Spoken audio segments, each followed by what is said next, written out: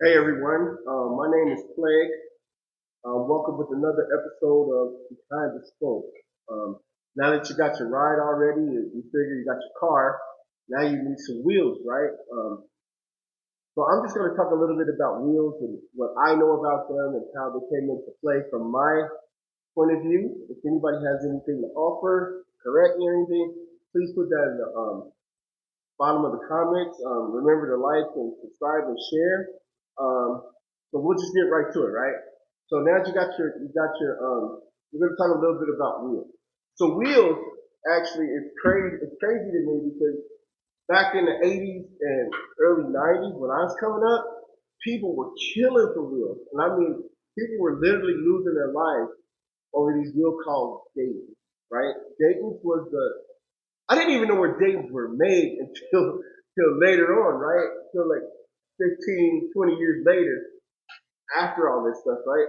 I assumed Dayton's were made in California because that's where lowriding was, and most people the lowride had Dayton, right? But somehow they're in California, and I don't remember how the wheel was introduced, but if somebody knows, please let me know because I heard the story, but I kind of forgot it, right? But back in the 80s and 90s, everybody couldn't ride a set of days. You had to be a real gangster to ride some days because people was killing over these wheels. It was out of control, and it's not just in Kansas City. It was all across the U.S. Every time you turn around, you hear about somebody killing for a set of days.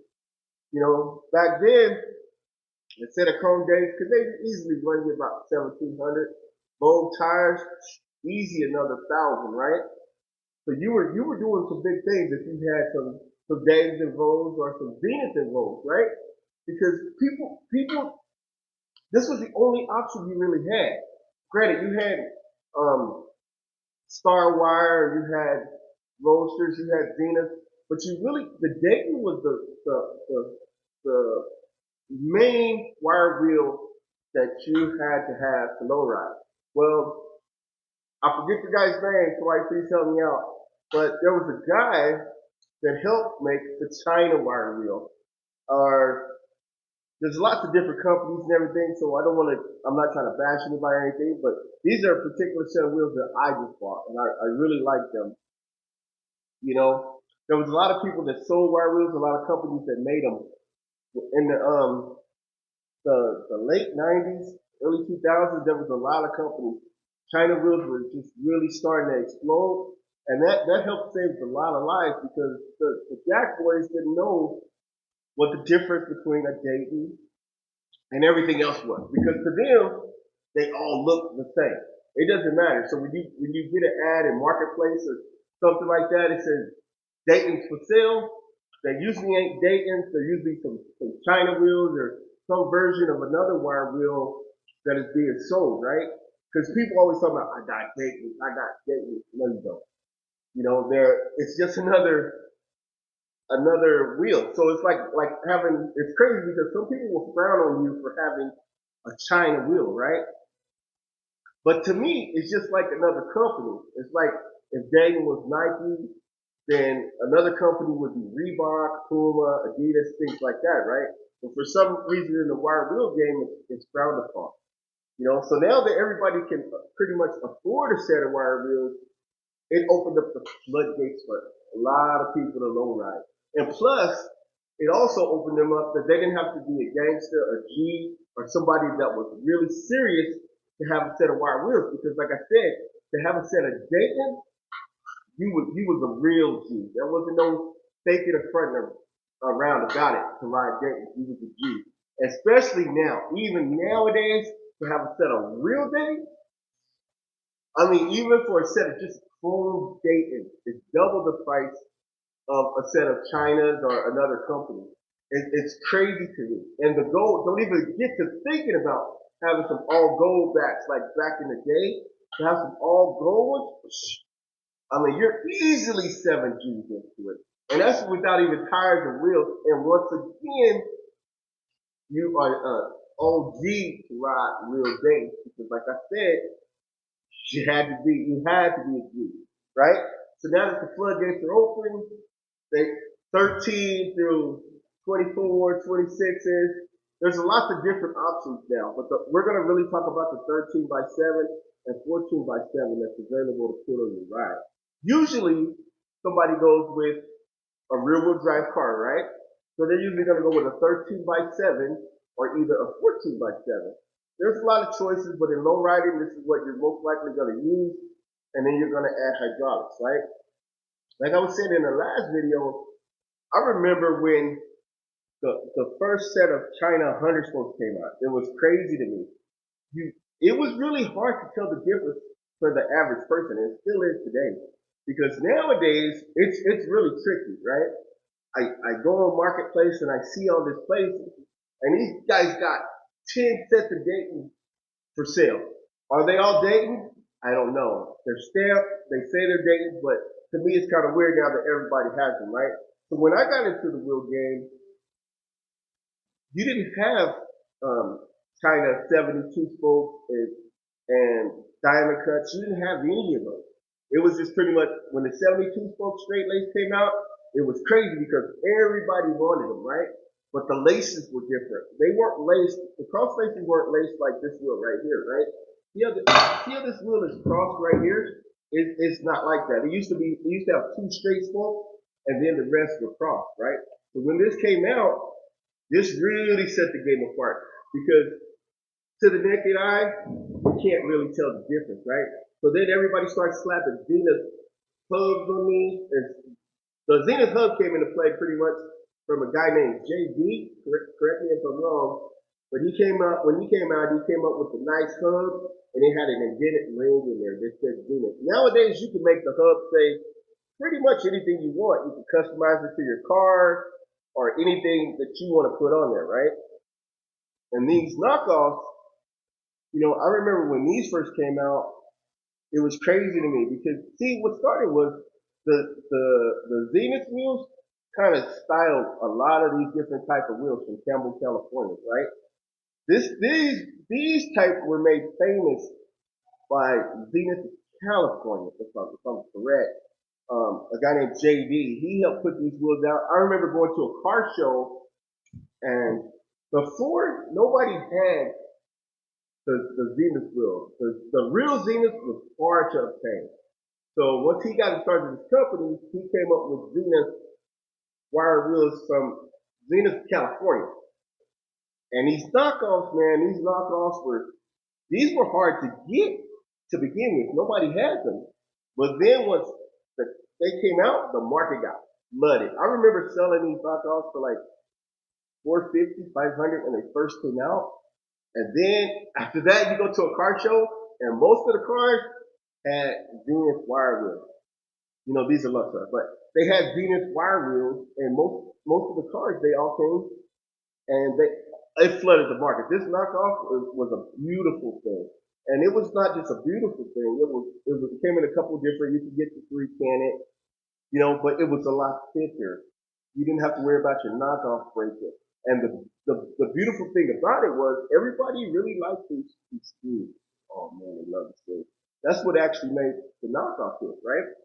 I remember when I had a couple cars, I used to actually have my wife drive one of my cars so I could drive my other car and I could see the knockoff spin. That's how much I was in love with it. Now there's other styles of wheels too. You can also get bolt-on. They had 2 spokes back then, and star wire and weld wheels and things like that. And those are things you can get also too. If you're worried about having a knockoff, a true knockoff wire wheel, you can also get some bolt-on wire wheels, which is good too. Bolt-ons, I've had those way back in the day, and they come with the cap that goes right onto the wheels, bolt directly on to the hub, and there's actually no adapters, right? So they just bolt on, and then you just put a cover on. The really old ones, right? They have a little 3-screw or whatever you put in there, and then you can screw them on tight. If you're worried about a wheel falling off, because I've had a wheel fall off, I ain't gonna lie to you guys, I've had a wheel fall off driving, and that was a long time ago, but I still always stuck back to the knockoff. So just recently, it was reminding me of all these stories that I had about people and wheels and things like that. My cousin, I won't forget, he He had a Blazer, and it had real Dayton's on it, real Dayton's on it back in the day. And he went to the gas station, and it's crazy because his friend was supposed to be in the car listening to music. Well, he's in there getting a drink. His friend, he turns around, his friend's right next to him getting a drink, and then all of a sudden, he's like, "Who's watching my car?" Comes out, car's driving down the street. Somebody's in the car, gone. That's how much these wheels were worth. But also remember, people would lose their lives, and for some people, these wheels really didn't matter. They meant nothing to have a set of real Dayton's or Chinas or fake wheels or whatever you want to call them, right? My auntie Merle, her car broke down, and so she borrowed a car from her brother Richard. And at this time, Richard had a Thunderbird. It was one with the suicide doors, and it had 15 by 7 Dayton with real gold finish. And at this time, we lived on 31st and Chestnut is where we lived, right? In Kansas City. And somebody was trying to explain to her about the wheels. And she was saying to him that she didn't want anything that was going to bring any violence or anything to her about these wheels. And she said to him, what if somebody steals the wheels? And he was like, if somebody steals them, then we'll just buy some more. And I was just like, at the time, I didn't really understand about the days and times and things like that. I just knew these wheels cost a lot of money and I liked them, right? But when he said that, the wheels didn't mean anything to him. And he had 4, 5 sets of them. And it's crazy because some people put value on a lot of different things, and to other people it's worth nothing. And where I'm from Kansas City, and people were killing over these wheels, right? But when I moved to Utah, it was exactly the opposite. Nobody was dying over wire wheels, and to this day, they're thankful for all the China wheels and the wheels that have come from overseas because it makes it affordable and safe for everybody to ride. I mean, you don't have to be an OG. You can just get in the game, get you a set of wheels and ride. So like I said, there's so many different versions of wheels that you can get just depending on the car you have.